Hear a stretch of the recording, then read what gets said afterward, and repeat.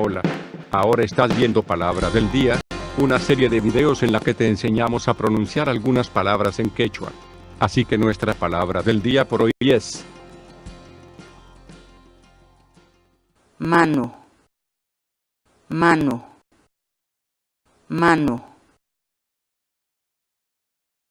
la palabra quechua. mano, En español significa deuda.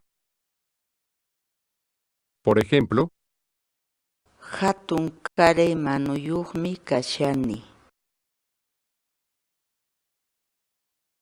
pruebe y descargue nuestros programas de corrección ortográfica en quechua, usando nuestra aplicación web y de escritorio. Dirígete a nuestro sitio web sc.hinantin.com.